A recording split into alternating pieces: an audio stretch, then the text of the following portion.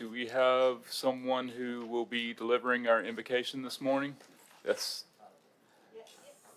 Reverend Webb will be delivering our invocation, and our Pledge of Allegiance will be led by Counselor Moore.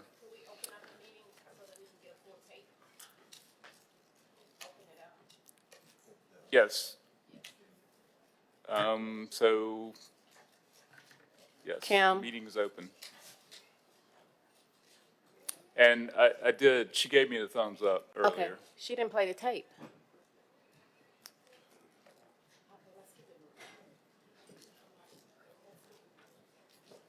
Want to play our intro, Kim? It's time to wake up. It's time to wake up. It's time to wake up. It's time to wake up. Woo! At the break of dawn and it's on again, baby, get ready to climb back on the land. Come on, man, shake the dust off the moon. Don't yawn and prolong what you got to do. And if you've been going through any negative phase, well, here's your opportunity for turning the page. Today's a new chapter. Right to fly, make it in with the wind. Give it all you got. First you gotta rise, look alert and alive. Get the dirt from your eyes and work on the grind. Get it done, cause we ain't even trying to lose. Let's go, man, don't hit snooze. It's time to wake up. It's time to wake up. It's time to wake up. It's time to wake up.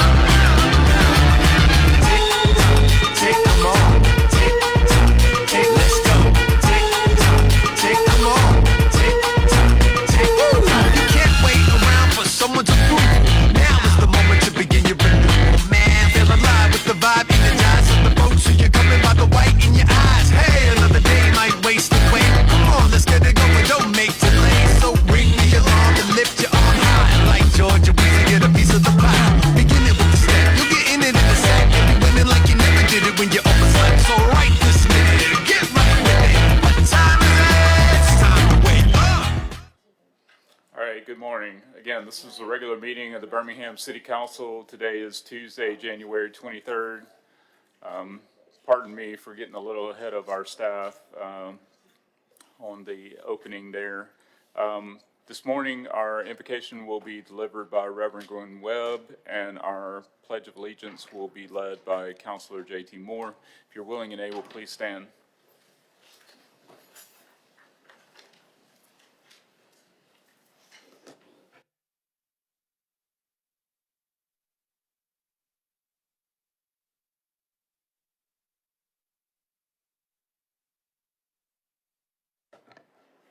Thank you. Not that I needed it.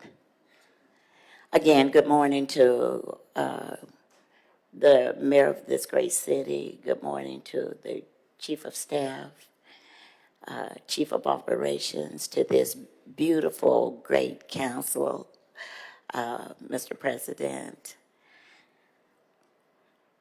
Let us pray.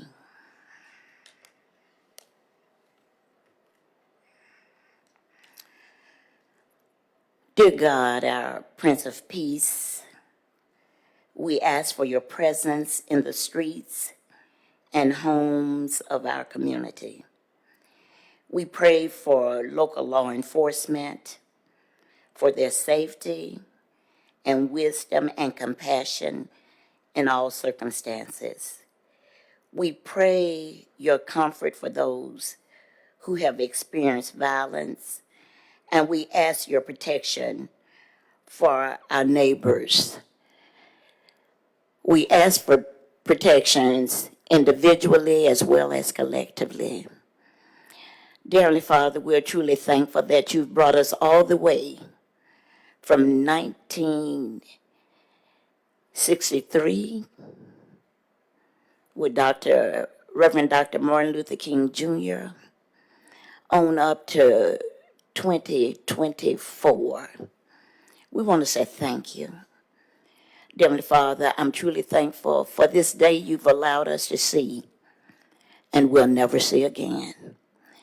Now, dear Heavenly Father, bless now each one of these council members, letting them know that the only things that they do for Christ, for you, Jesus, will last. Bless our mayor in his absence. Dear Heavenly Father, bless him and take care of him, please, sir. Bless this entire council chambers. Bless each and every one of them individually as well as collectively. Lord God, now as we're about to close this prayer, but Jesus never, never, ever closing from your presence. We're asking you to hold us continuously, rock us continuously, and love us continuously. For it's in your name we pray. In the mighty, majestic name of Jesus, we pray. Amen.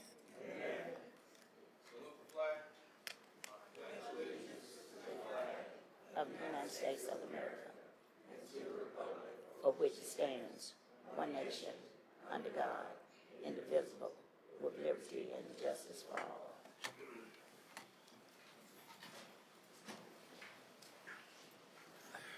Good morning, Mr. Clerk. Good morning. Can we have the roll call, please? Councilmember Abbott. Councilmember Clark. Councilmember Moore. Good morning, sir. Councilmember Smitherman. Councilmember Tate. Good morning. Councilmember Williams. Good morning. Good morning. Councilmember Woods. Council Pro Tem Alexander. Present. Council President O'Quinn. Good morning. Thank you. Morning. The minutes are not ready from the August 22nd, 2023 through the January 16th, 2024 meetings. At this time, we'll have communications from the mayor's office. Chief Sparks. Yes, sir. Good morning, Mr. President, Madam Pro Tem, members of the council, and good morning to members of the public. Mr. President, on yesterday, we lost the youngest son of Dr. Martin and Coretta Scott King.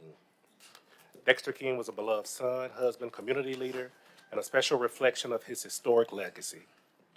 On behalf of Mayor Woodfin, his executive leadership team, and the city of Birmingham, we would like to offer our sincerest condolences to the King family. Magic City Spotlight Radio Show. The Magic City Spotlight Radio Show featuring Mayor Woodfin with Ms. Isis Jones kicked off last week on V94.9 with a discussion on the state of the city. We encourage everybody to listen in every Saturday at 9 a.m. as they talk about the news and views related to the city of Birmingham. So be sure to check them out on your radio or at myv94.9.com. Mr. President, specifically for you, the public is invited to attend the City of Birmingham's District 5 Town Hall meeting, which will feature Mayor Woodfin and our very own Council President Darrell O'Quinn. We encourage everyone to come out this Thursday, January the 25th at 5 p.m. at the Boutwell Auditorium. The location is 1930 Reverend Abraham Woods Jr. Boulevard. Coffee with Code Enforcement. The Department of Planning, Engineering, and Permits will host another Coffee with Code Enforcement this Thursday, January the 25th from 10 a.m. to noon. The event will take place at the Fountain Heights Recreation Center located at 1101 15th Avenue North. So we encourage everyone, come and get your code enforcement questions answered over a cup of coffee. The Public Safety Advisory Committee is part of an ongoing effort to build trust between the community and law enforcement. The purpose of our Public Safety Advisory Committee is fourfold. 1, to provide transparency to the public about police operations. 2, to provide the mayor with an independent assessment of police operations. 3, to create a space for accountability of the city and the police department for its operations in support of public safety. And then finally, to create a space to review community complaints in support of public safety. The committee consists of 5 community members who review cases to determine if they should be mediated or investigated. Residents of Birmingham can submit an intake form on the PSAC website at www.birminghampsac.org. The Public Safety Advisory Committee meetings are held every Thursday of each month at 5 p.m. The next meeting will take place on Thursday, February the 15th at the Gallery of Distinguished Citizens right here in City Hall. Just a reminder that all single-family residents are now under the same uniform cart system. Businesses located on residential waste sites, on residential waste routes needing up to 2 carts, and multifamily dwelling units of 4 or less may apply for carts at a fee per cart.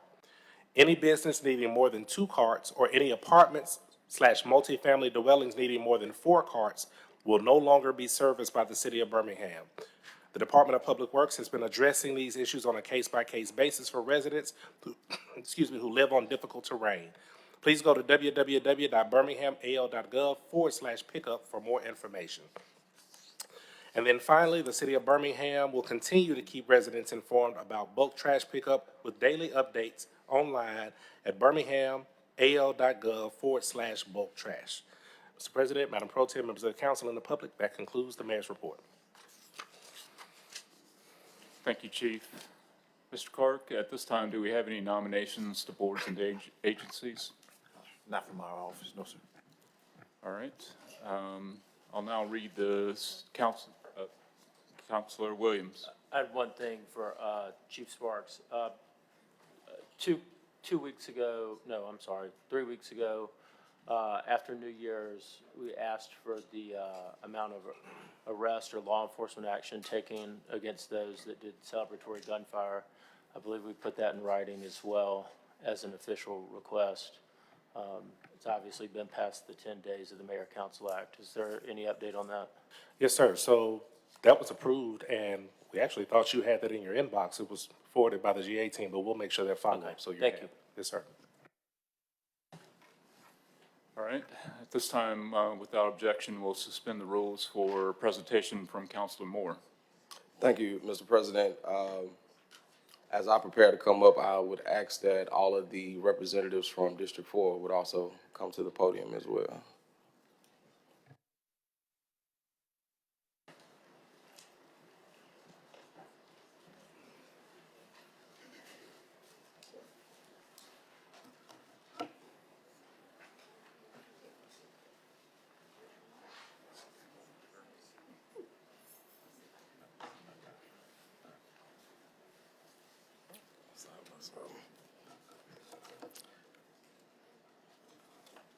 Thank you, Council. So as we all serve as city councilors, we know that, this job is not a small task. It's something that, takes a lot of hands, a lot of help, and a lot of work. And one of the main groups that help us the most are our neighborhood officers. I wanted to, do this resolution in 2023, but I also wanted to make sure that, we had the most participation here today. And so we're doing it in 2024. Each and every one of the individuals that stand behind me right now have done an amazing job in District 4 to make it what it is today. And so wanted to take this time to honor each of them for the work that they do on a continuous basis to represent the residents in their specific neighborhoods, and just the work that they will continue to do in the time to come. And so before I read this resolution, I would like for each individual to come up, give their name, their neighborhood, and their position, and then we'll go into the resolution. And so we'll start on this end. You guys, man, we appreciate y'all. The city, the village appreciate y'all, man. Y'all don't hear that too often, but we appreciate y'all. Thank you. People, man, we love y'all. Thank y'all. Thank you. My name is Larry Coleman. I'm the president of Zion City. Good morning. I'm LaShawn Harris, Pine Knoll Vista Neighborhood President. Good morning. I'm Brenda Holyfield, Kingston Neighborhood Association President. Good morning. I'm Jason Avery, Woodlawn Neighborhood Association President. Good morning. I'm Barbara Thomas, President of Norwood. Good morning, Becky Wallace, Roebuck Neighborhood President. And this is Jackie, our secretary. Jacoy Hawkins, Secretary of the Roebuck Neighborhood Association. Good morning. I'm Drusilla Perry Monroy, President of Collegefield Neighborhood. Thank you for the invitation. Good morning again. I'm Pastor Gwendolyn Cook Webb, President of Inglenook Neighborhood Association. And this young lady is the lady that make all of my cleanup efforts in Inglenook done, Miss Lavita Dickerson. Good morning. Thank you. Good morning. I'm Rosalind Action Jackson, and I'm the president of Brownsville Heights Neighborhood, and I'm the vice president of Airport Hills Community.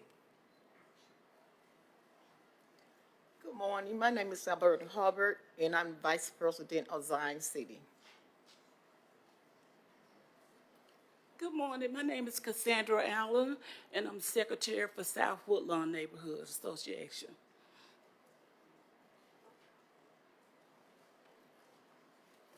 Good morning. My name is Chris Evans. I'm President of Airport Highlands Neighborhood. Cynthia Nobles, President, Airport Hills Community.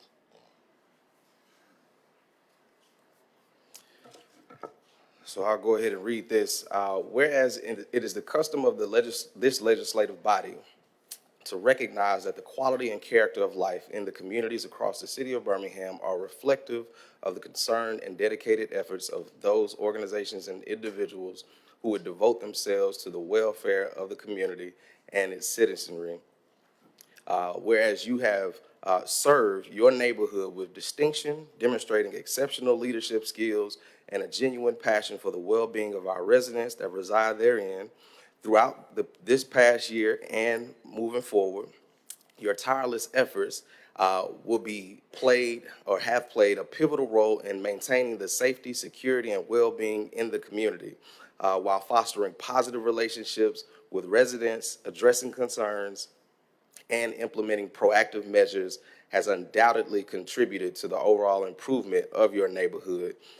Now, therefore, be it resolved that the Council of the City of Birmingham, with Randall L. Woodfin concurring, extends thanks and appreciation for your dedication, sacrifice, and service to your neighborhood on this ninth day of, or no, I'm sorry, today is what, the 22nd? There we go, 23rd. Stay with me, Jesus. All right, so on this 23rd of January, 2024, at the recommendation of Councilor J.T. Moore. Again, I think it's important for us to say thank you to those folks that, that help us, but then also highlight them and give them their flowers while they're here. So I just want to say to each of you, thank you for the work that you all have done to make District 4 what it is. Now I'll move, I'll move unanimous consent. All in favor, let it be known by saying aye. Aye. All opposed? Move the item. All in favor, let it be known by saying aye. Aye. All opposed? All right. Thank you. Thank you. All right.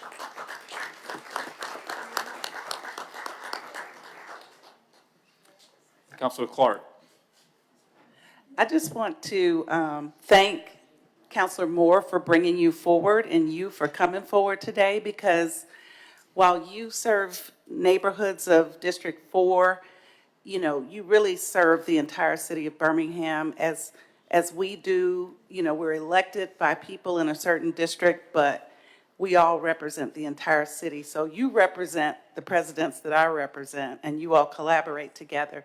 And it's such thankless service that you provide. So I just wanted to make sure, like the young man in the back, I just wanted to say thank you, because not enough people thank you, and they probably bring you a lot of complaints. And you really help us to do our jobs better. So thank you.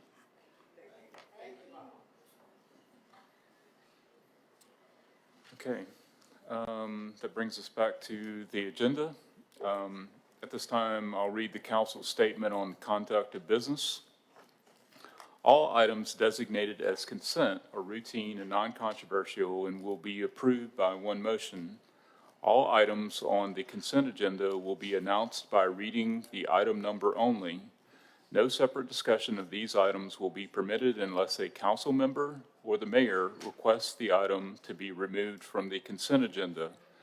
Additionally, a citizen interested in addressing the council with respect to an item on the consent agenda designated for public hearing, noted by a PH next to the item, may request the item be removed from the consent agenda to hold the hearing on the item. Any items removed from the consent agenda will revert to its normal place on the agenda order of business. For all remaining matters, all matters of permanent operation will be read and all public hearings will be announced. Mr. Clerk, could you please read through the items designated as consent? We start with item 1 on page 2, item 2, item 3, item 4. We have item 5 on page 13. On page 17, we have item 6. Page 24, we have item 7 on consent. Page 29, we have item 8 on consent. Page 33, item 9 is on consent. Page 34, item 10 is on consent. Page 36, item 11 is on consent. Page 39, we have item 12 on consent. Page 40, item 13 is on consent.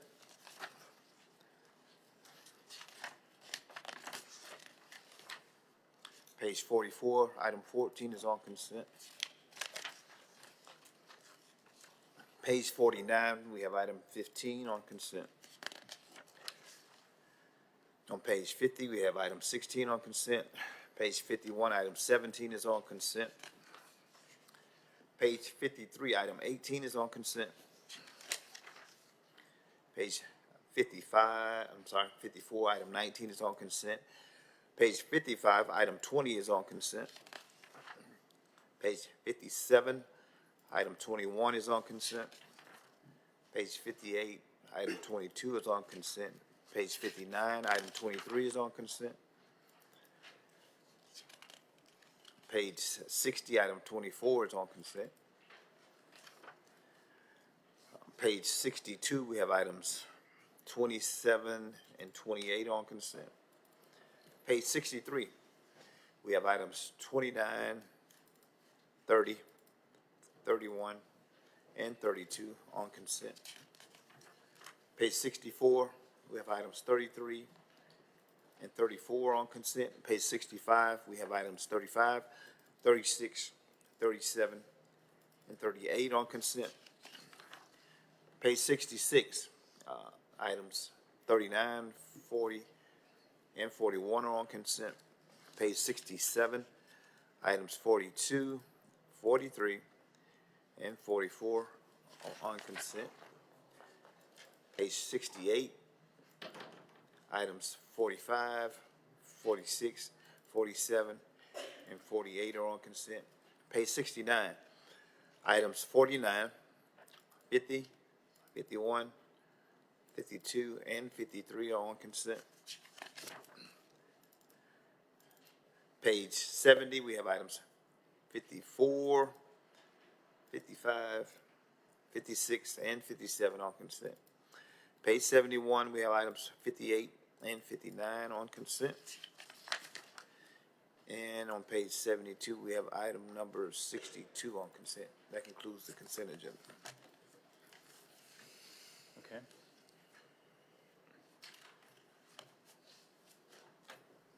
Does the council, any member of the council, have items that they wish to add or remove to the consent agenda? Mr. President, Pro Tem Alexander? thank you. I'd like to remove item number 37 from consent Okay. on page 65. 65.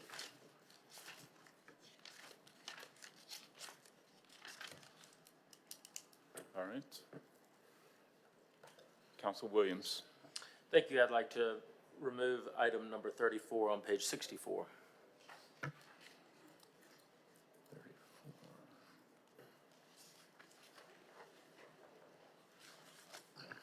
All right. Others? Councilor Smithman? Thank you, Councilor Quinn. Can we remove item number 33 on page 64? Thank you.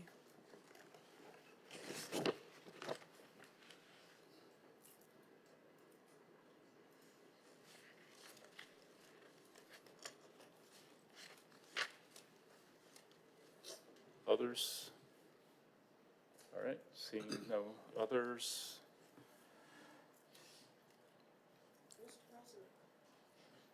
Just wanted to ask, are items 25 and item 60 the same item? 25 is on page 62. Counselor, we're actually going to withdraw items 25 and 26. It's only because we didn't have a council meeting that they just rolled over into this meeting. So items 25 and 26 will be withdrawn. Well, I thought I was having deja vu all over again, so thank you. So items 25 and 26 are withdrawn.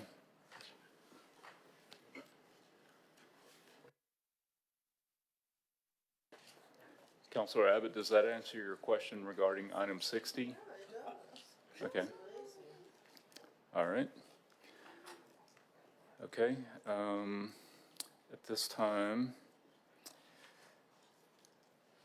do any members of the public wish to remove an item from the consent agenda marked as public hearing?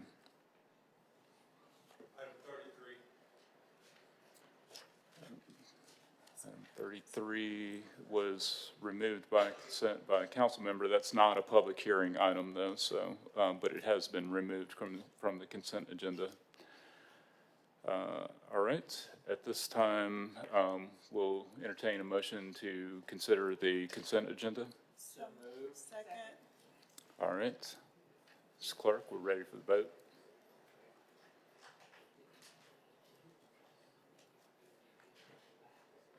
All in favor, let it be known by saying aye. Aye. All opposed, say nay. All right, that item passes. First item, Mr. Clerk. Okay, give me 1 second here. Everybody's here. All right, should be going to item number, looks like 25. 25 has been withdrawn. And so 25 is withdrawn, as well as item 26. And the next item will be item 33. Let's see. Item 33,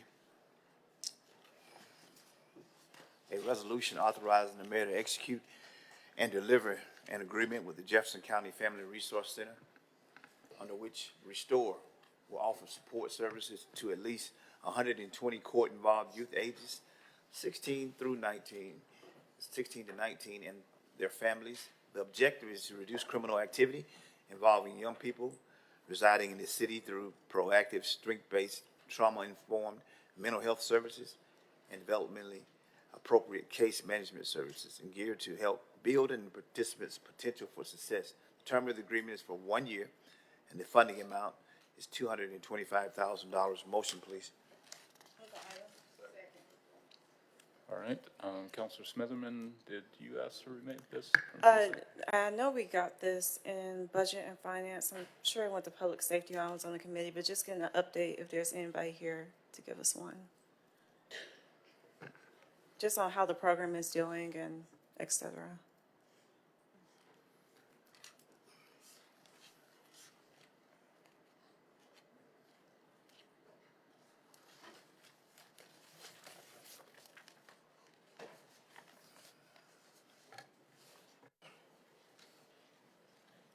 Good morning. Good morning. My name is Uche Bean. I serve as Deputy Director for the Division of Social Justice and Racial Equity for the Mayor's Office. I am here on behalf of the Jefferson County Family Resource Center. So if there were any questions that you had about the Restore program, just an overview-wise, we have seen significant positive reports from Jefferson County Resource Family Center in partnership with G. Ross Bill Detention Center. The people that are entering into the Restore program, we've seen really good rates of return, lower rates of youth violence in our city, as well as in the county. So we're really pleased with the work that they're doing, and we're looking to continue it. All right. Any additional questions? Seeing none, I think we're. And I can provide an actual report from them as well to all of you. Yeah, so I guess that's what my question was more of, is this, I mean, we've done this for 1 year, correct? Yes. And so I was kind of looking for statistics in terms of how many participants we've had from youth detention, how many of those have been back in youth detention for violating their probation parole, how many of those have been back for additional crimes. I kind of wanted to look at the recidivism rate to see, is this expenditure of funding working or not? Absolutely. So what I can tell you is that 18%, there's been an 18% reduction in victims up to the age of 22, 47% reduction in youth charged with murder up to the age of 22. Let's see. I'm sorry, when you say 18% reduction in victims? Yes. So is that victims that have already been victimized by somebody in this program, or is that, what do you No. mean by? So what we found is that we had a large percentage, up to 75% of those that were entering into the detention center, they would leave the detention center and within a 36-month period would become victims of violent crime. So like a Yes. retaliatory Yes. type thing? So Okay. it has gone down almost 20%. Okay, and then 47% reduction in murder? Yes. Is that those 47%, what? So that Who's percentage is actually those that were in the detention center and also within a 36-month time period would also be the perpetrators of violent crime. And so we've seen a 47% reduction in that. Okay, great. How many kids, or young adults, whatever term, do we have? We've had 74 youth enrolled in the program in this year. Okay. Thank you very much. Absolutely. And I'll be willing to also provide this presentation to you all from Jefferson County Family Resource Center. Good? Counselor Tate? Thank you, Mr. President. Thank you. Thank you, Ms. Bean, for that presentation.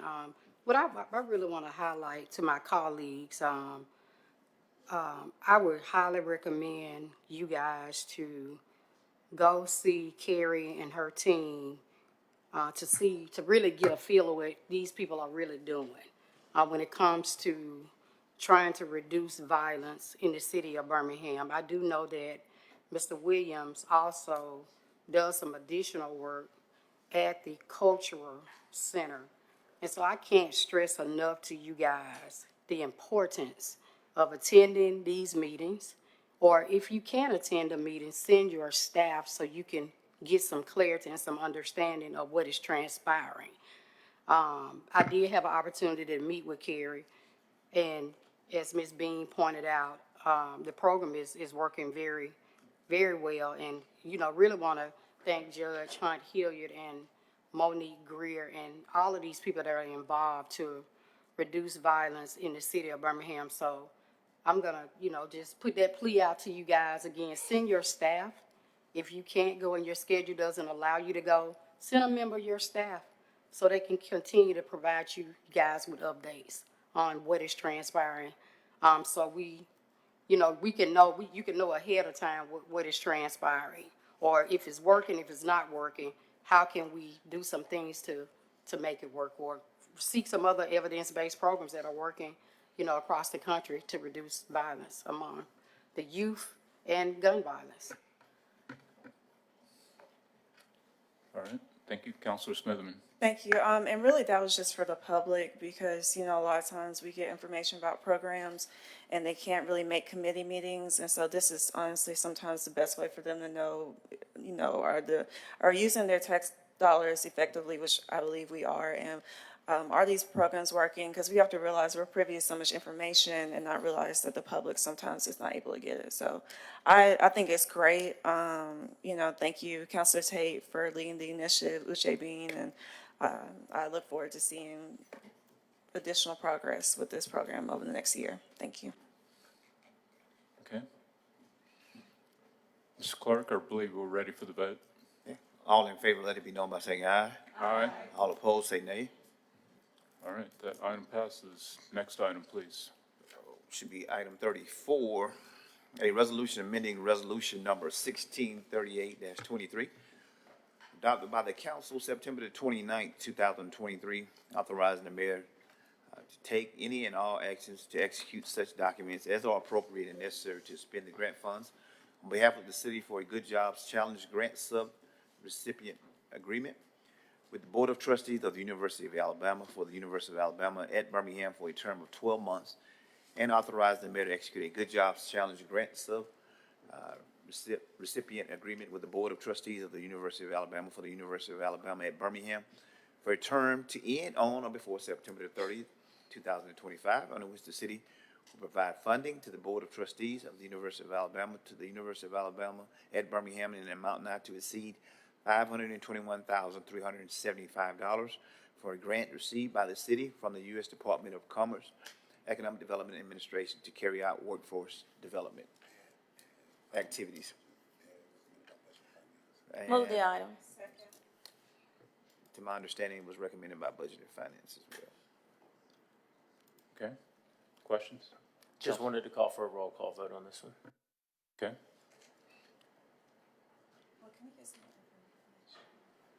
Counselor Smitherman, you have a question? Can we just get some more information on it?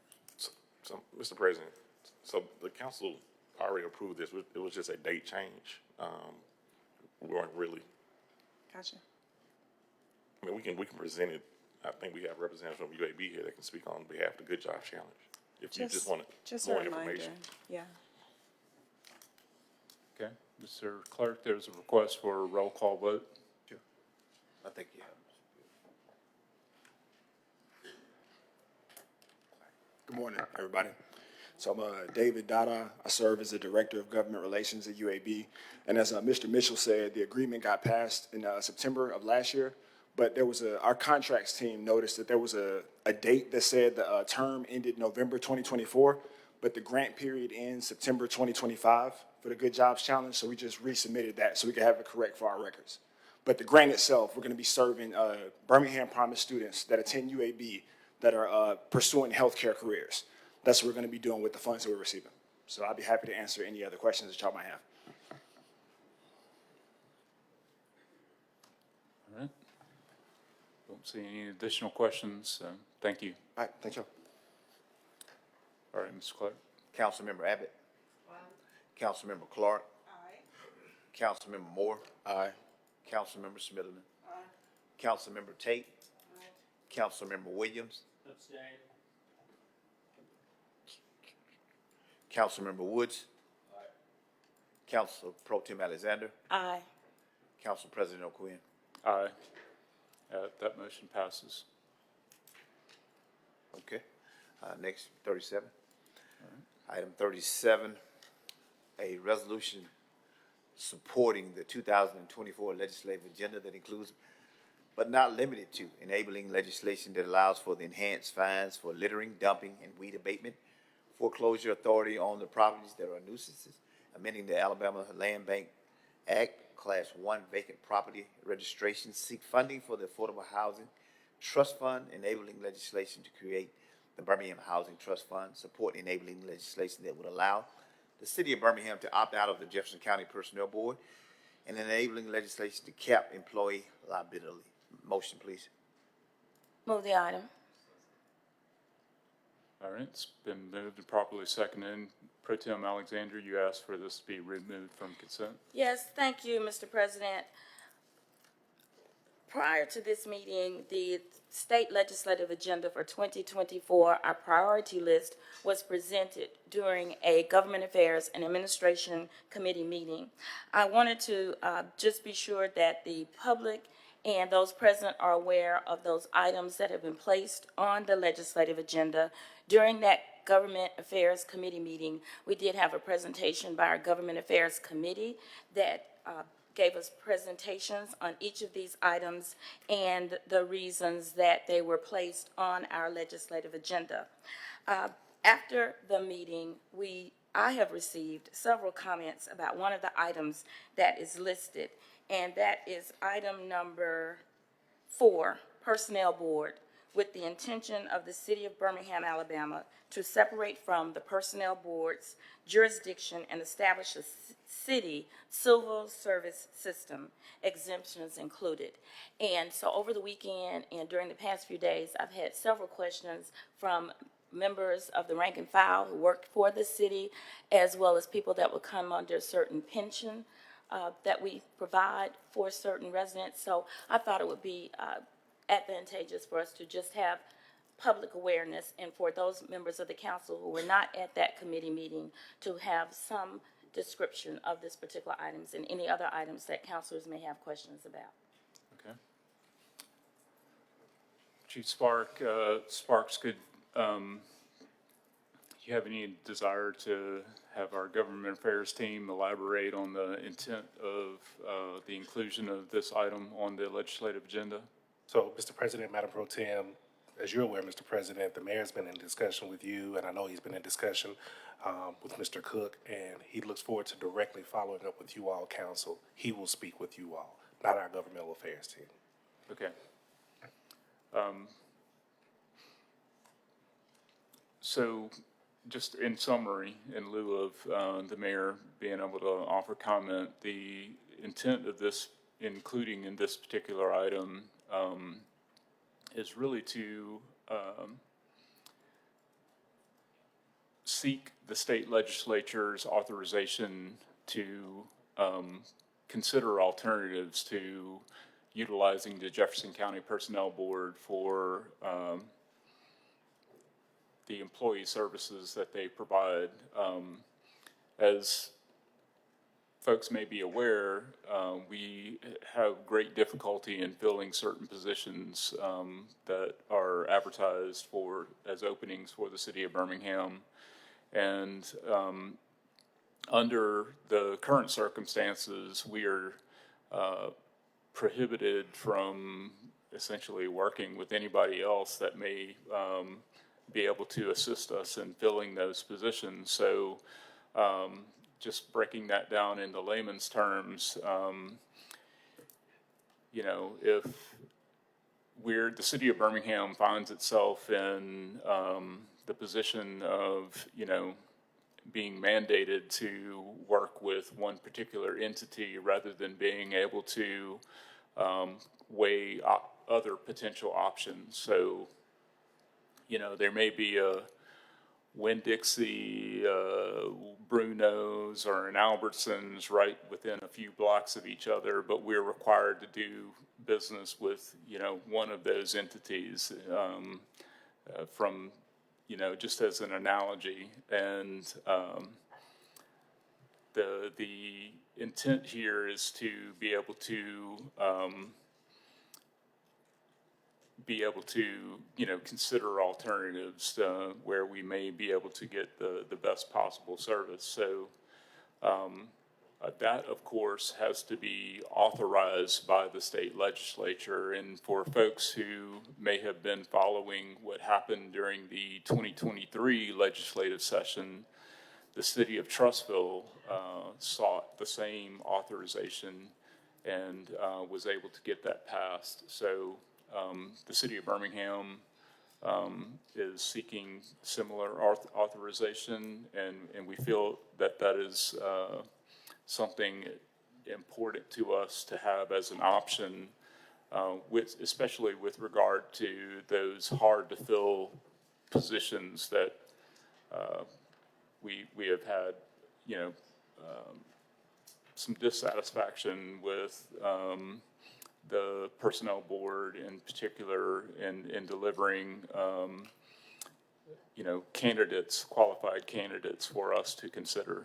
So just wanted to offer that perspective. Councilor Clark.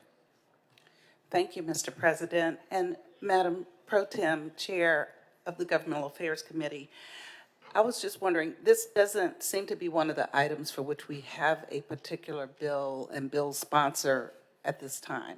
Is that correct? That's correct. Okay. And I do agree with what Council President O'Quinn is saying. You know, we're here because of issues we're having with the services provided, and it's an old problem, but I think in this climate of, you know, extreme talent competition, we're not able to compete effectively to recruit employees. And, you know, it's like trying to fight with two hands tied behind your back sometimes for our departments in recruiting talent. I do want to thank the employees who have reached out to us because I do feel like, as we try to think our way through some of these challenges, we're not necessarily aware of the threat it may present or some unintended consequences of trying to move forward. So I appreciate, the level of outreach that we got from employees because I don't think it's the intent to take away, things that provide. I mean, we're trying to get more employees here. That's our objective so that, and to be able to compensate employees better and compete in a tight labor market.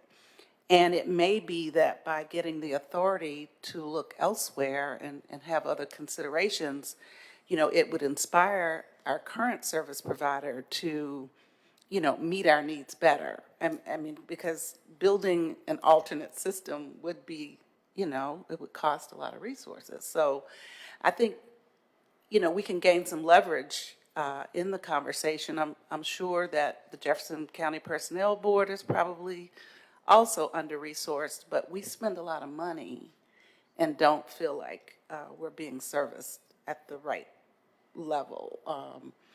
But I do want to say that regardless of what we do, the labor market is what the labor market is. This won't be a silver bullet. It won't magically solve all our personnel problems, but I think having, having more leverage to inspire better service would be good. That's my thought. All right. Pro Tem Alexander. Yes, thank you, Councilor Clark. I appreciate your comments and just the appreciation for the staff that have reached out to us. We know this is very important to you, and so I do echo also that appreciation. I did want to ask, I know that the mayor has indicated that he would be talking, providing more information. I did want to ask, though, the date of the legislative session, the upcoming legislative session, how many days out are we from this? And looking at the fact that we only have 2 of our items that have sponsors currently.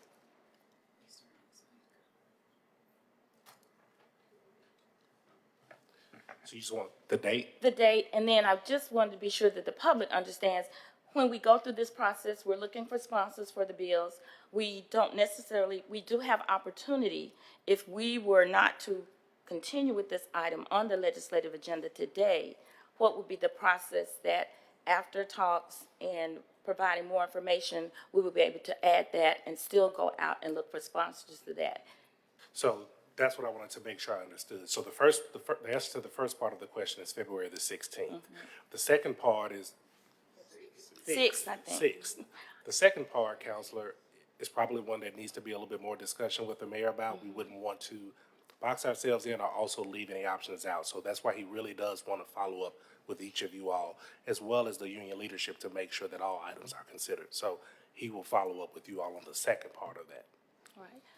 Well, councilors, given that information, I don't know if there are any other items that wanted to be discussed that are listed on the agenda at this time, or any other comments, Mr. President, from any councilors, because I would like to entertain a motion that we send the legislative agenda forward without item 4 as part of it, and that it could be brought back later for further, after we have more information available, and we also give more information to the public. But I think it is important that we move the other items forward, and so I'd like to entertain a motion that we would approve it with this. Thank you. Thank you, Madam Chair. And I know you just made a motion. Definitely. And I'm going to support your motion on moving it forward without the item of number 4, excuse me. But I just wanted to make sure that we do one thing. We have the city of Birmingham's residents want services from the city of Birmingham. They want police service, they want fire service, they want public works service, or basically the 3 departments they really want to work well. And I think that it would behoove us to do whatever is possible to make sure that the leadership of one of our Birmingham Fire and Rescue Service unions is both not only understanding, but really I would say at the table, which are two different things. I was really surprised when I opened my inbox yesterday and saw the number of emails that I had received from members of Birmingham Fire and Rescue Service.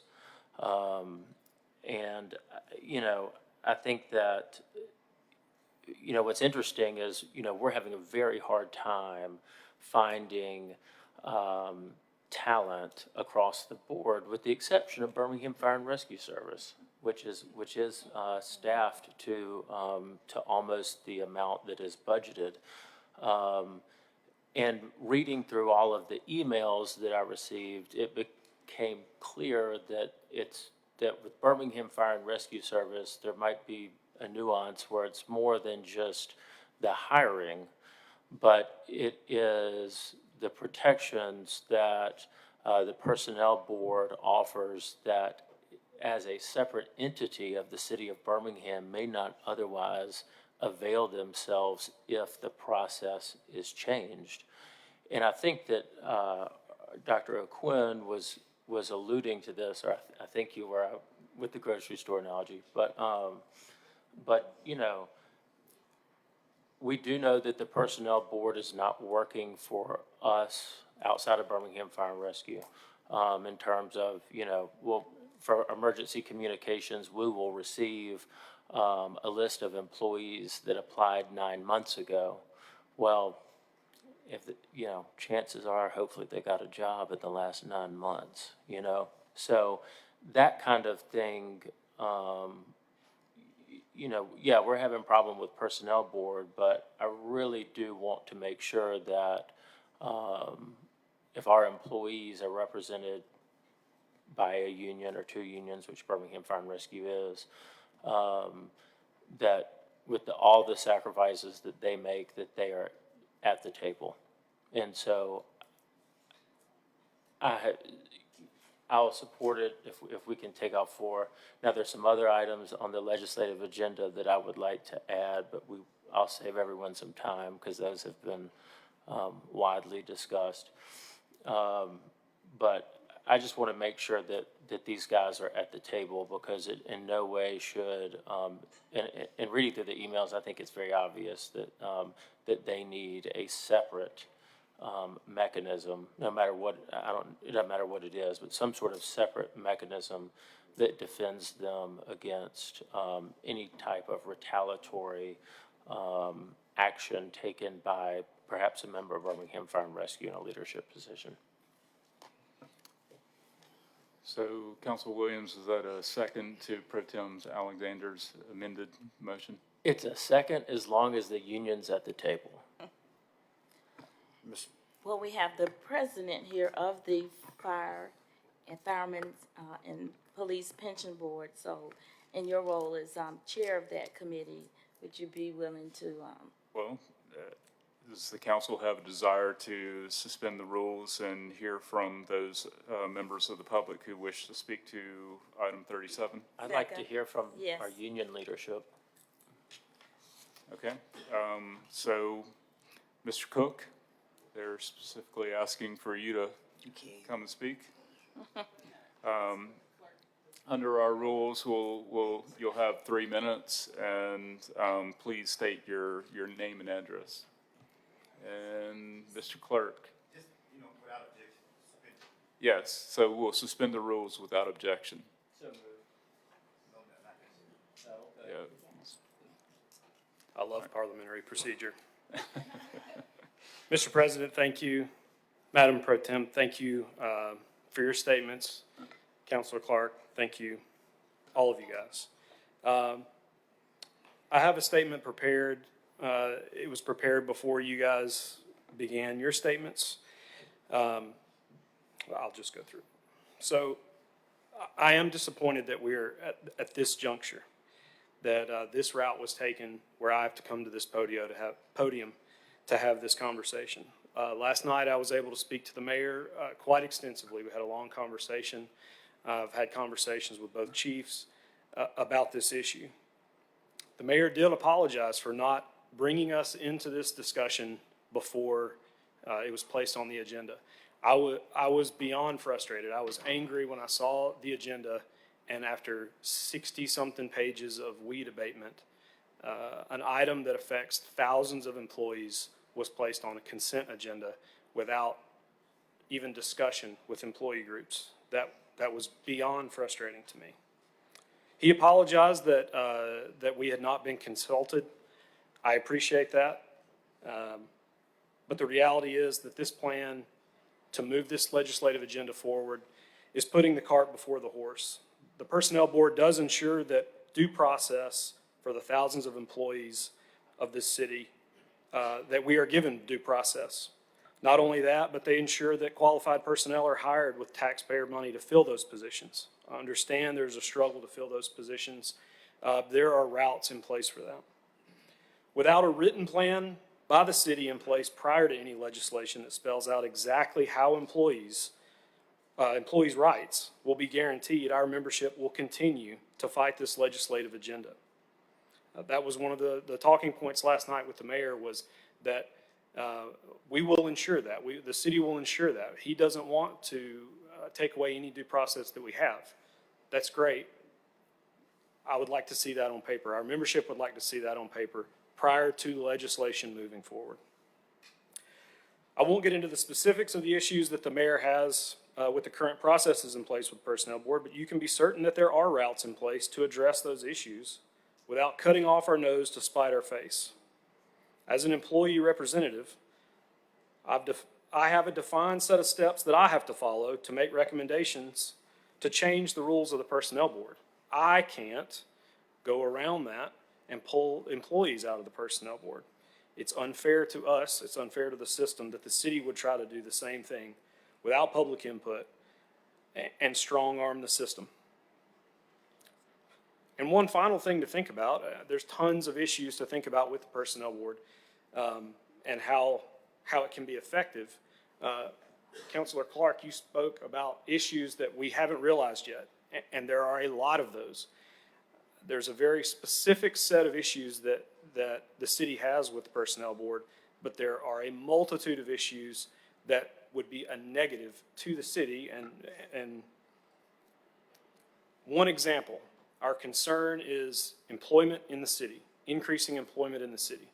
If we remove ourselves from the Personnel Board, right now, if you're an employee in a job classification in Birmingham and you wish to go over the mountain or go somewhere else, you have to resign first. It is a huge hurdle in order to put your name on that list for Mountain Brook or Homewood or anywhere else.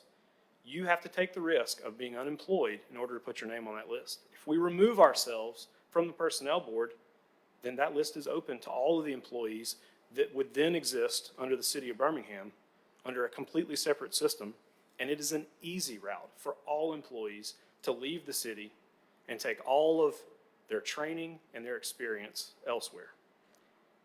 I think that is the most poignant issue that you guys would care about pulling out of the Personnel Board. As we've discussed, chiefs, we would like to be at the table early in this process and continue to be at the table during this process. Any questions? Just wanted to clarify, so the resolution that's included in the legislative agenda is not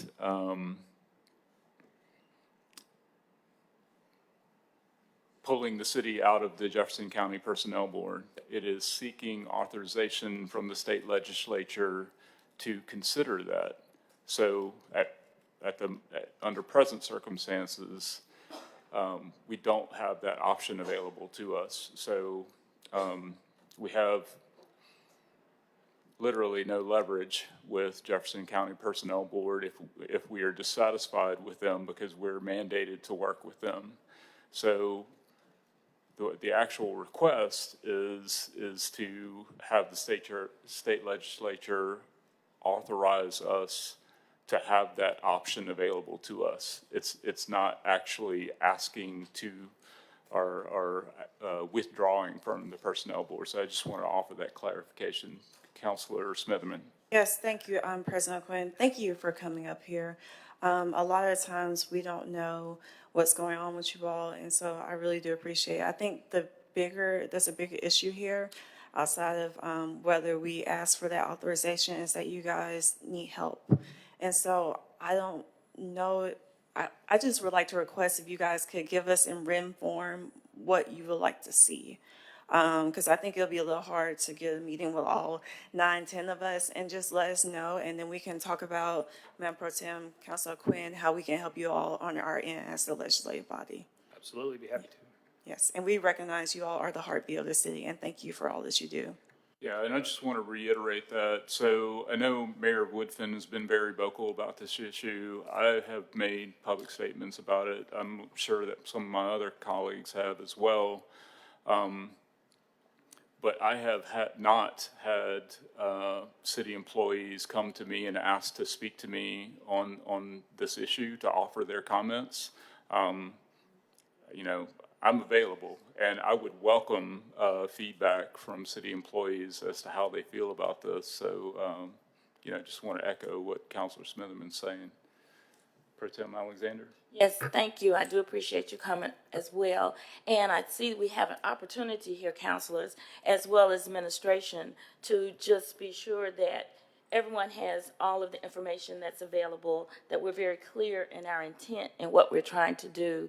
And so, again, I'm appreciative of those city employees who did come to me and the emails that we received last night. So thank you very much. Very full inboxes. I'll spend a lot of time on the third floor here in the next few weeks, so Thank you. happy to talk to you guys. Thank you.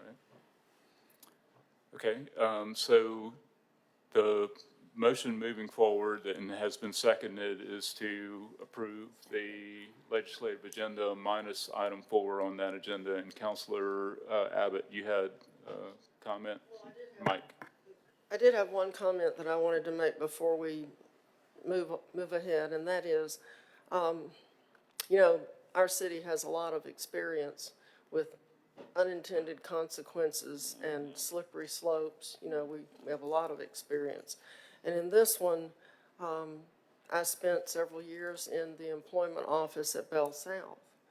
And in order to create your own employment office, it costs millions of dollars because you have to validate your own, you have to do your own testing, you have to have your testing validated, you know, and it just opens you up to a multiplicity of lawsuits that we will then have to provide more money to the Office of the City Attorney to pay for the problems that are created by having our own personal system. So since I have heard nothing about what our alternatives are, absolute zero information, you know, I just, I was surprised to see this on our agenda with no vetting, no information, and no ideas. I'm sure somebody has an idea, but they don't share it. And we've got to know what we're getting into so that we can judge whether there are unintended consequences that may befall the city later because of our decisions. You know, that happens a lot.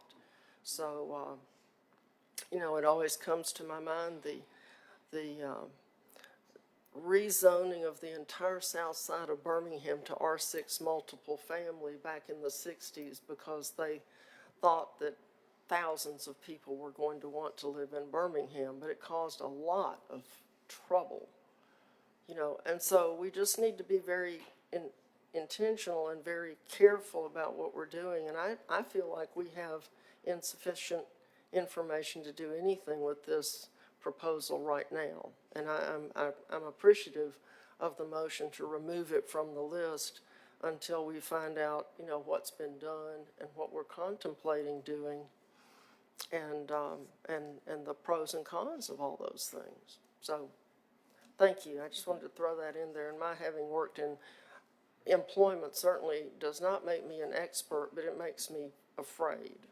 I know just enough to be scared. So, thank you. All right. So, Mr. President, this is basically a form of an amendment. So you want to make an amendment to strike number 4? basically. And so- Yes, Okay, that's so we'll correct. take that, motion to amend first, and then we'll take the whole item as amended. So I'll make a motion to, Strike. strike item 4 from the legislative agenda. Second. Okay. All in favor, let it be known by saying aye. Aye. All opposed, say nay. All right, and the motion on the item as amended. Right, so, now we'll move the item, item 37 as amended. Second. Council Clark is the second, all right. All in favor, let it be known by saying aye. Aye. All opposed, say nay. All right, that Thank item you. passes. Next item, please. Looks like we're down to the zoning ordinances, setting a public hearing, item number 60. A resolution setting a public hearing February the 20th, 2024 to consider the adoption of a resolution assenting to the vacation of the following 2,833 square feet of right-of-way that is located parallel to and between 10th Avenue South and 10th Court South, and perpendicular to and between 23rd Street South and 24th Street South. 2319 10th Avenue South on behalf of Magnolia Properties LLC owner, so that the owner can consolidate property. Case number SUB 2023-80, and this is just setting the public hearing. Move the item. Second. That's Councilmember Alexander, seconded by Councilor Abbott. Yes. And who's out? Somebody's out. Smithman. Oh, just Councilor Smith. All right. Give me 1 second, because she's out, so I gotta record all the votes. All right. All in favor, let it be known by saying aye. Aye. All opposed, say nay. That item passes. Next item. All right, so item 61, a resolution setting a public hearing February the 20th, 2024, to consider the adoption of a resolution assenting to the vacation of the following 3,914 square feet of the unopened right-of-way that is located parallel to and between 2nd Avenue South and 3rd Avenue South and perpendicular to and between 44th Street South and 47th Street South, 4421 2nd Avenue, and 4424 3rd Avenue South on behalf of the Trail LLC owner, so that the owner can consolidate property. Case number SUB 2023-81. Motion. I move approval. Second. Oh, Alexander, Councilman Pro Tem Alexander. All right. All in favor, let it be known by saying aye. Aye. All opposed, say nay. All right, that item passes. And I believe that brings us to the end of the agenda items. Now we'll have our council district reports. Council Woods. Thank you, Mr. President. Got a few things here quickly. Calvary Resurrection Christian Church will be hosting their monthly grocery giveaway this Saturday, January 27th. That will be at 7:30 a.m. Women in Advanced Manufacturing is offering a free 6-month part-time apprenticeship program with two career tracks for women of color in Birmingham. An informational session will be held on Wednesday, January 24th from 1 to 2 p.m. Via Zoom. Strive Birmingham is offering a 10-week training program for those interested in working in healthcare and office operations. Visit strive.org/Birmingham for more information. Also, want to shout out everybody who came out to our MLK Day of Service. Had a lot of people out. Got a lot of the cleaning done, got a lot of garden beds prepared, and so always grateful for everyone coming out. And we were able to, I guess unfortunately, get a lot more trash than we planned, but we filled up an entire dumpster as well. And shout out Councilor Abbott, your grandson actually came out and helped us out. So he's a really good young man. So we appreciate him coming out, and thank you for everybody who volunteered, Black Warrior Riverkeeper, Calvary Resurrection Christian Church. So thank you. Councilor Tate. Thank you, Mr. President. Fountain Heights Neighborhood Association will meet tonight. Will not meet tonight. Their next regular scheduled meeting will resume on February 27, 2024 at 6 p.m. at the Fountain Heights Rec Center.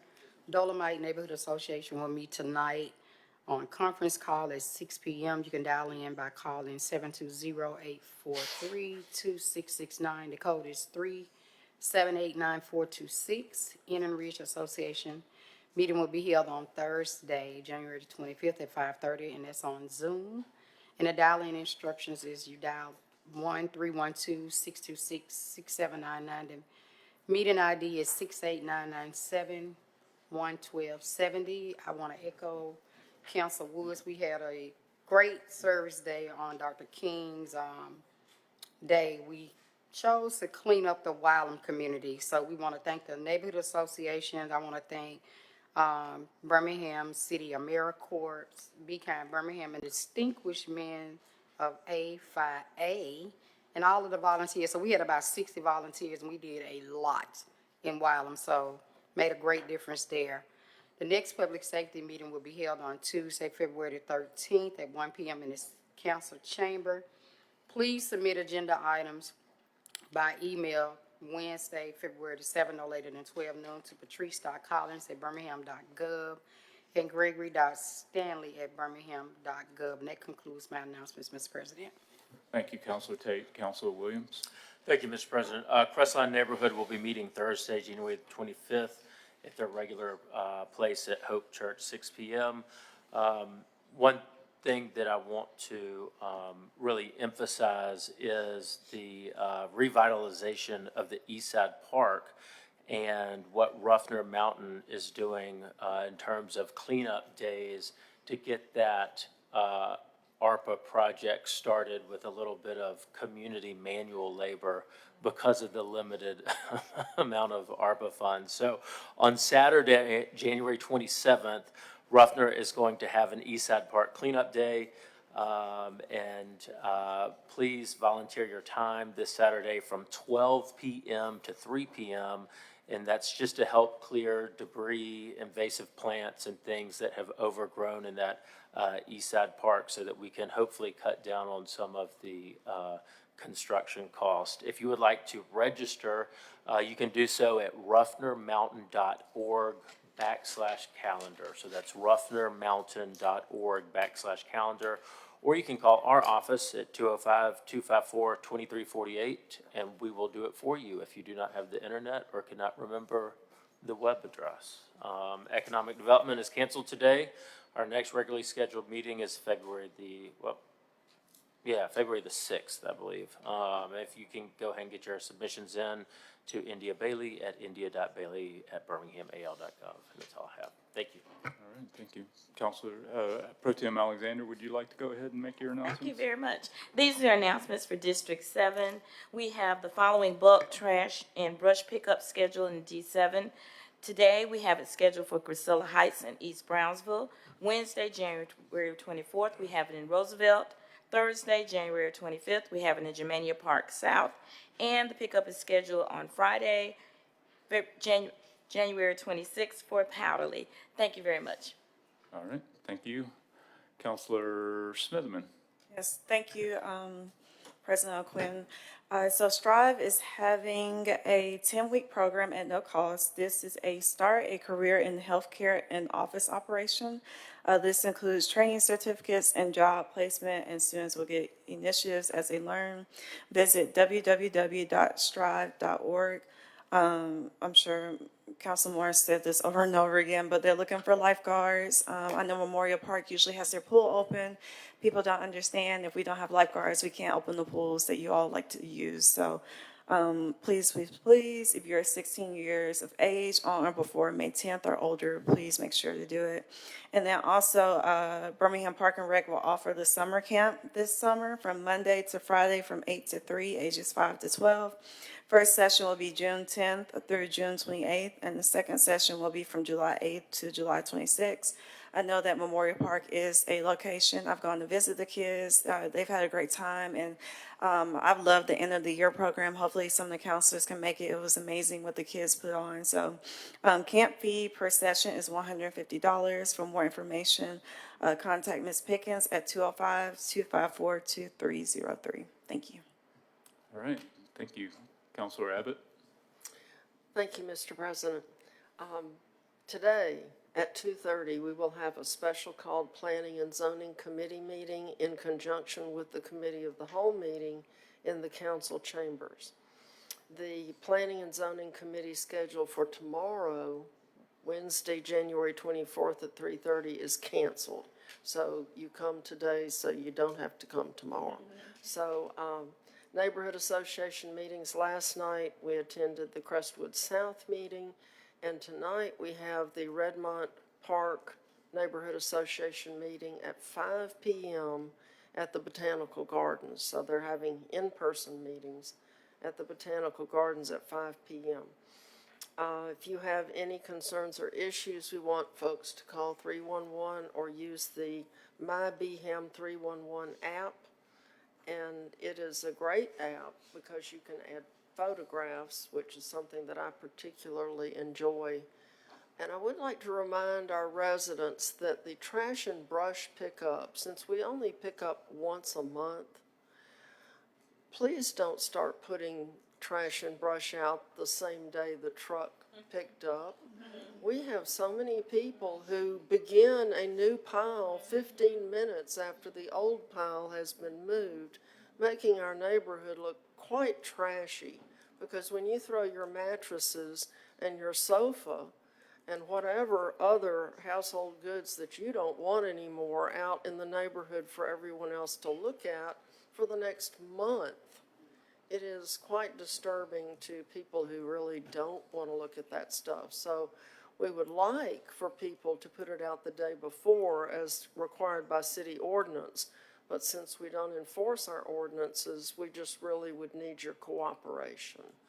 So thank you for that. And that's all, Mr. President.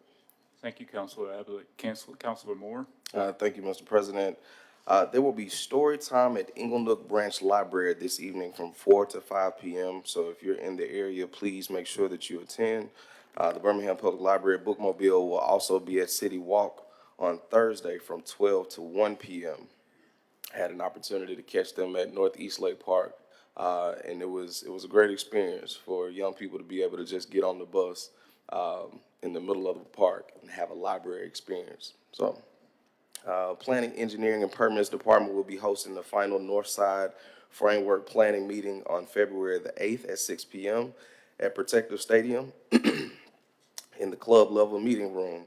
The final Eastern Area Framework Plan meeting will be on January the 30th at 6 p.m. at Social Venture. We got a couple of neighborhood association meetings taking place. Harriman Park will be taking place this Thursday at 4 p.m. at Harriman Park Rec Center, and Norwood will be taking place on tomorrow at 6 p.m.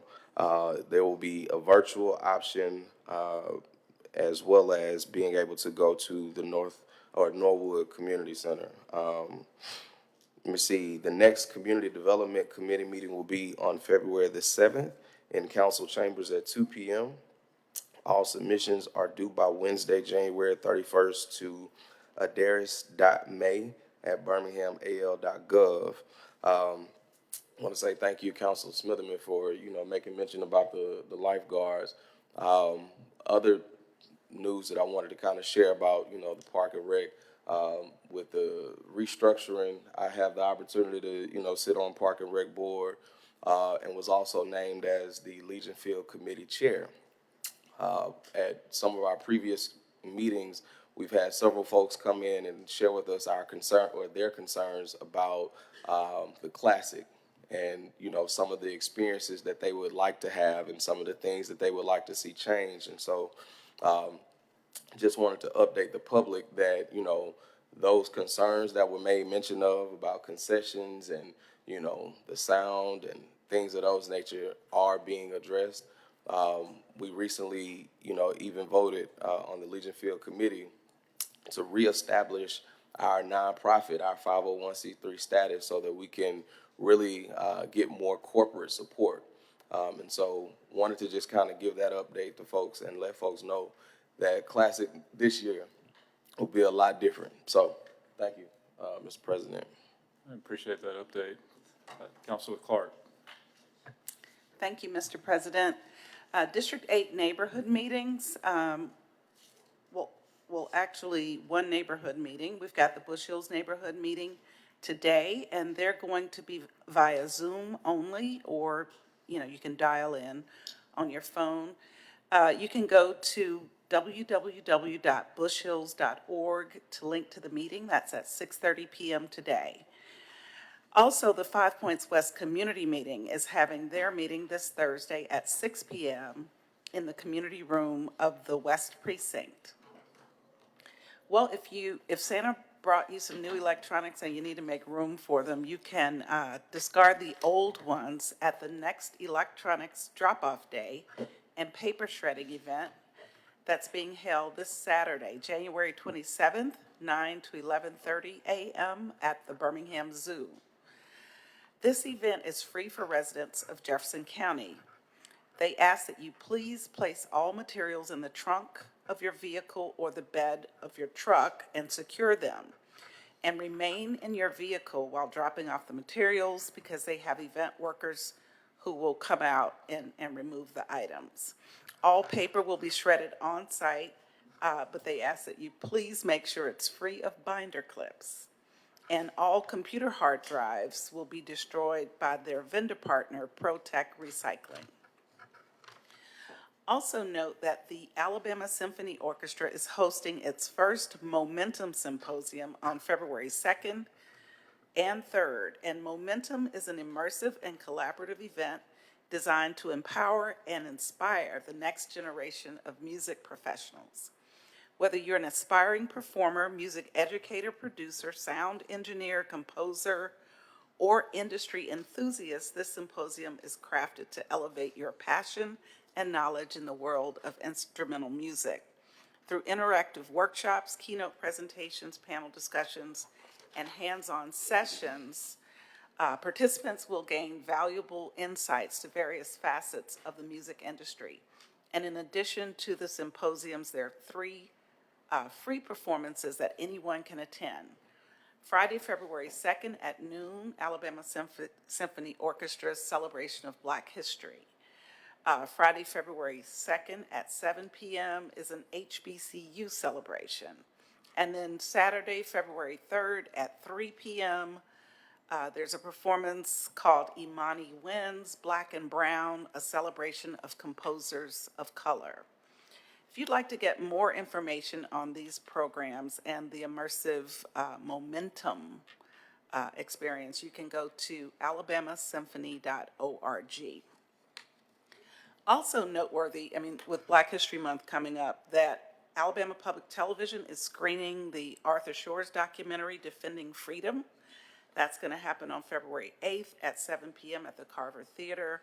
And if you'd like more information about this event, it's totally free, but you do have to register and then physically pick up tickets from the box office before the event. You can call the Carver Theater at 205-327-9424. Also, with the temperature creeping up just a little, I'm happy to say that we're going to be walking again. That's every Thursday. We meet up at the Crossplex Starbucks about 5 minutes till 8 a.m. to do about a 1.5 mile loop around the property. And it's a great way to get moving and get to know your neighbors. We always have a good time, and Freshwater Land Trust usually has someone out there because we want to really play up the trail amenities that are coming to our area.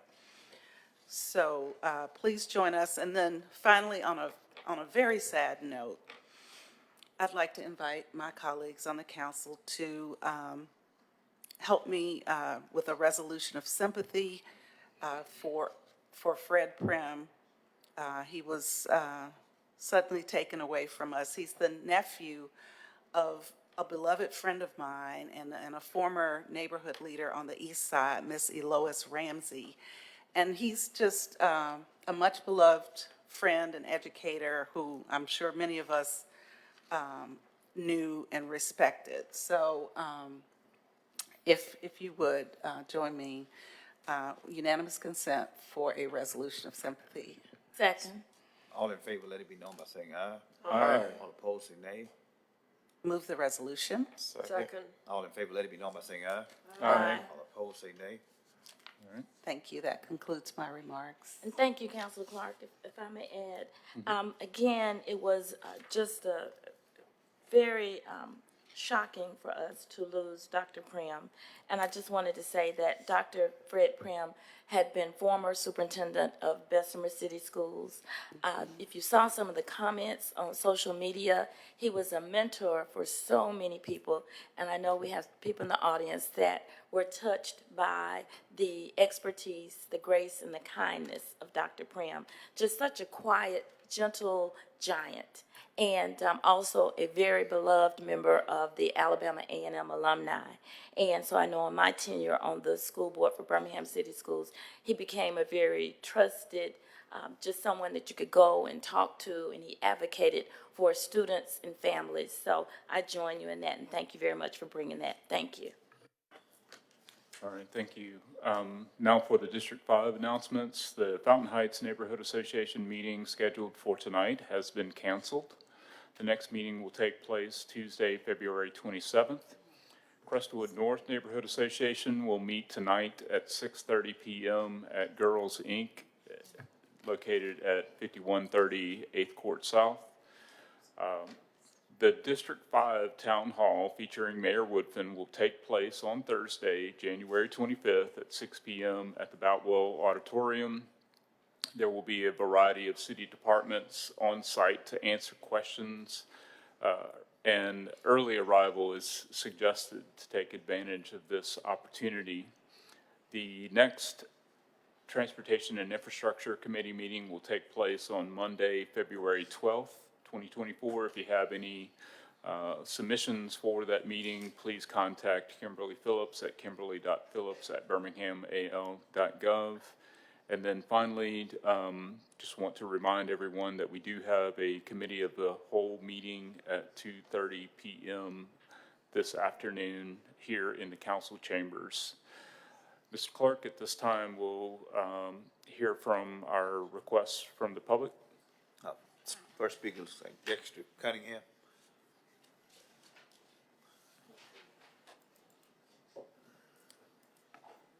Yes. Hey, I want to ask Mr. Clerk, did we get the resolution completed for Prim? Did you get that recorded? I don't recall. Did we get the vote recorded? No, I don't. The resolution of sympathy? Did we vote on it? Did we vote on it? I don't remember. I thought so. Yeah, we did. Okay, all right, thank you. Yes, sir. Mr. Cunningham. Good evening, Mr. President, and great and fine leaders of this council. My name is Dexter Cunningham, 4407 Hampton Heights Drive, Birmingham, Alabama. I am a retired employee of the city of Birmingham, and I'm also a retired veteran. But most importantly, I'm a registered voter of the city of Birmingham.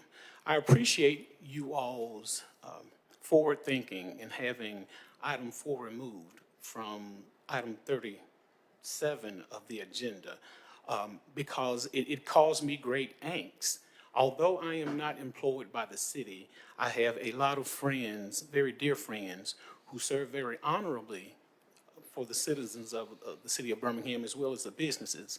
And the most important thing that they expressed to me was the protections that could possibly be lost. We know that the Personnel Board, the history of the Personnel Board has always been an independent entity based on employee merit and not a spoil system, because that is why the legislation was put into place so many years ago, because when politicians changed, then the workforce and government would change. And we all know that Birmingham is the cradle of civil rights. And for many, many years, the workforce of the city of Birmingham did not reflect the citizenry, and that was unfair. So we moved forward, and the Personnel Board played a major role in doing that, in ensuring that we had fair and equitable hiring processes, as well as fair and equitable treatment of employees in case a bad supervisor or leader was put into place. They had those protections. And it really disturbed a lot of my colleagues and as well as my neighbors, because I expressed to them, you won't be able to recruit for the city of Birmingham for any position if you don't have those certain protections. Now, what I would like to pose to you all as leaders, has there been any specific dialogue or conversations taking place with the Personnel Board about the issues that you're having and getting feel. And please, if you could be as transparent as possible, because I think if the public knows and the employee knows that you're not trying to do away with their due process, then you won't have this type of pushback, and it could help in recruiting, because just to see this item on the agenda, it did cause me great angst. But thank you for pulling it off of there, and we look forward to further transparency and the specifics in moving forward. Thank you. Lawrence Billups.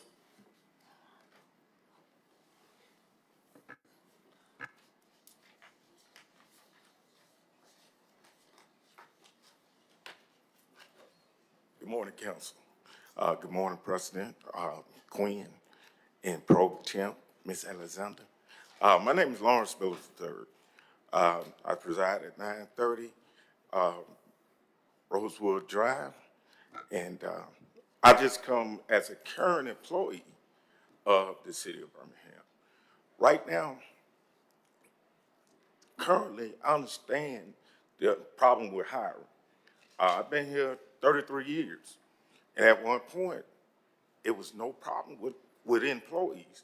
And coming in the precinct, you would feel, we were so feared sometimes we would have people go home because we had no cars and nobody to pull into. Now you come in and it's scary. So understand about the situation with hiring, but it's about the protection.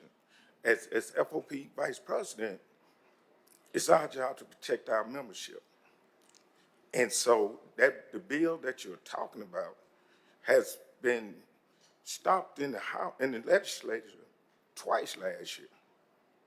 Because a lot of people understand that, yeah, you got trustful went out the personnel board, but now they're facing an increase in lawsuits. You got other municipalities that are not in the personnel board around the city of Birmingham, and they facing lawsuits. So at the end of the day, it causes the citizens a lot of money to settle these lawsuits that an incompetent supervisor or administration made the decision to fire somebody for no reason.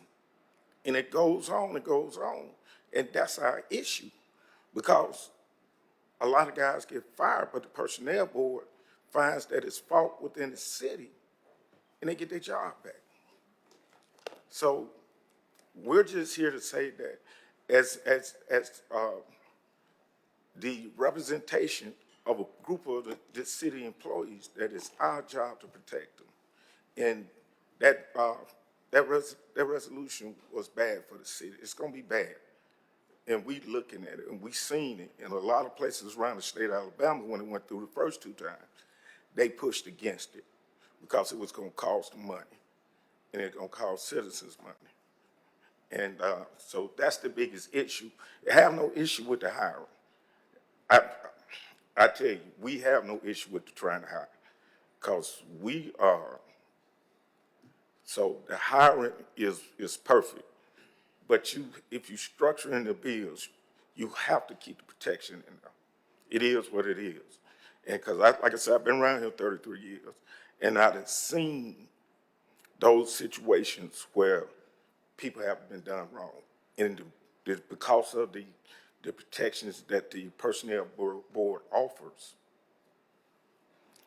it's helped. And like I said, you know, we got the fire department, police department, we have protection. But it's a lot of employers around here that don't have that same protection. So that is needed. That is needed. Thank you. Thank you. Jonathan Robbins. Okay. Douglas Young.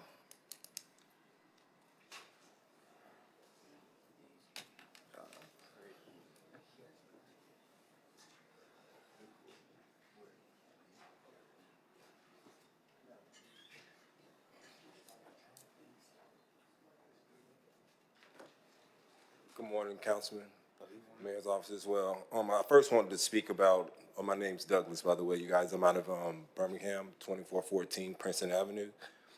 I first wanted to speak about the the item 37.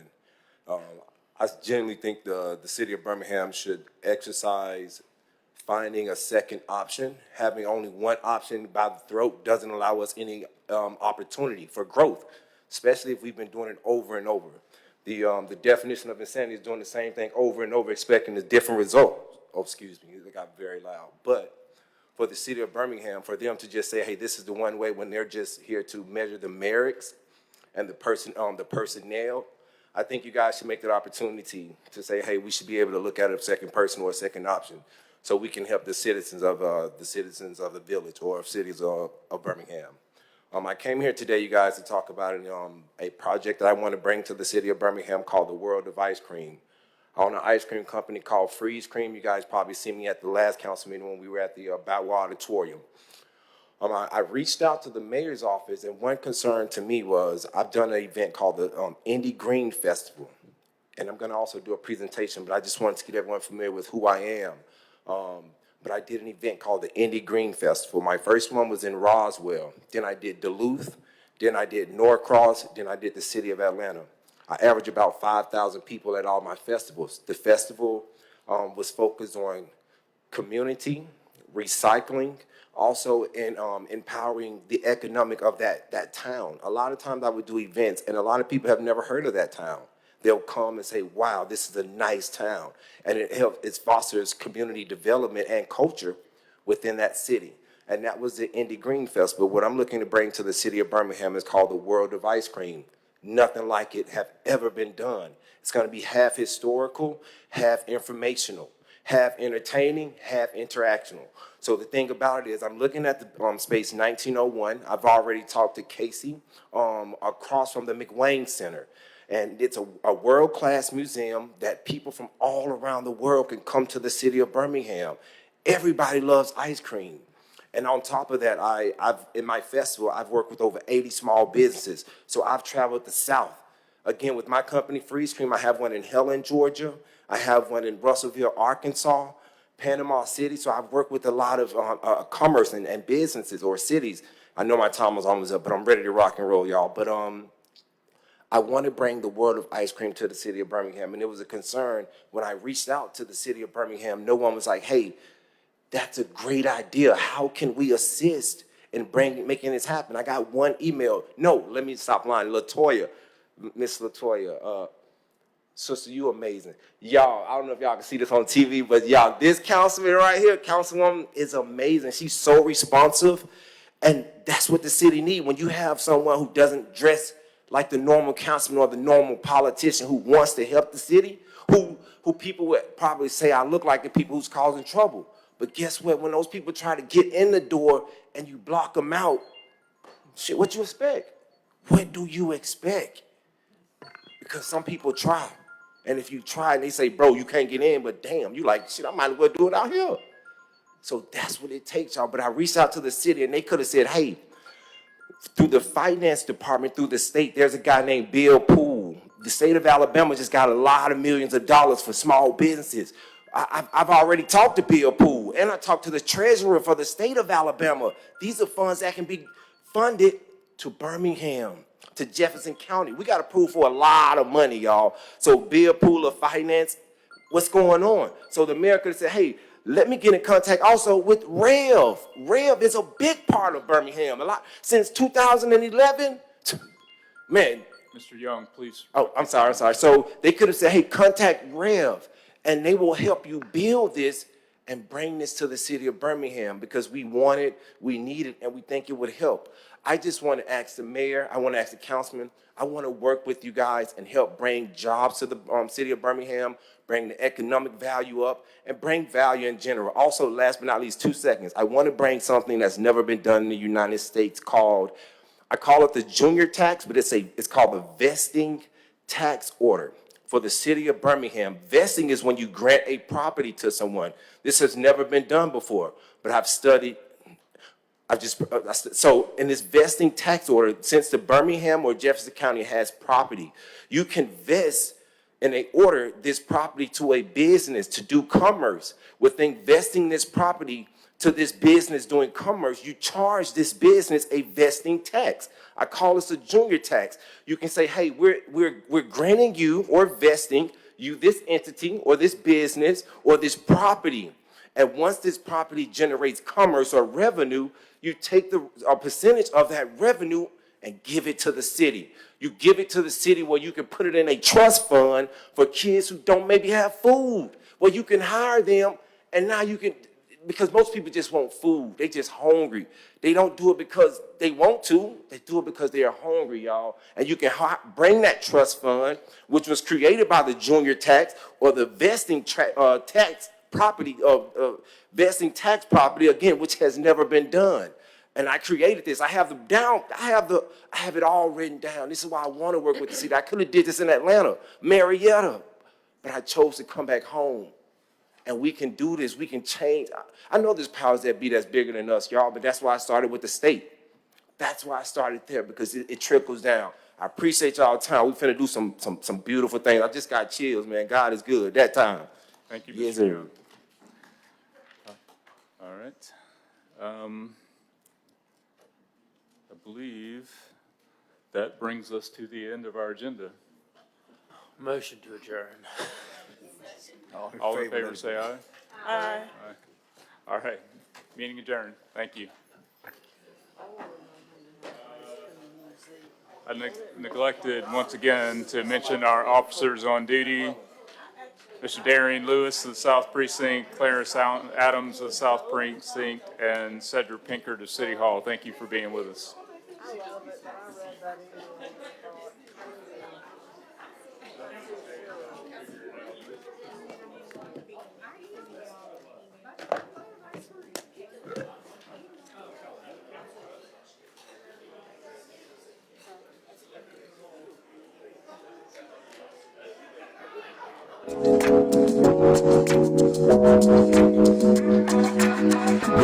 Good morning. Truly an honor to be here with the SCLC as we honor the legacy of Dr. Martin Luther King. Come together to make Birmingham a better Birmingham, a safer Birmingham, so please be safe out here. We know that you could be doing anything else today, but you're here serving this district, and we appreciate that. We appreciate your contribution to this district. This district has a historic significance to Birmingham.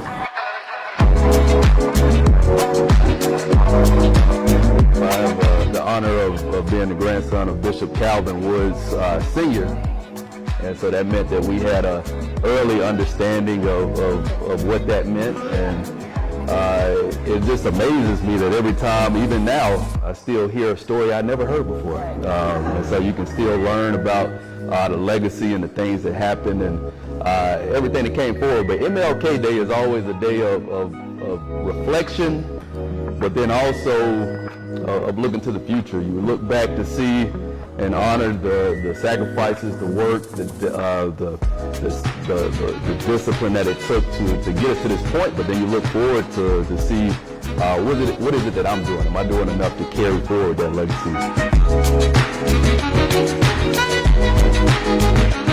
Happy MLK Day from Councilor Tate, Shreese, Greg, Calvin, my staff, and the whole entire city council in Birmingham and the entire Wylam community where we are out here serving, helping this beautiful community be litter free. So be litter free, no dumping, and happy MLK Day. Have a blessed, prosperous, safe the rest of your day.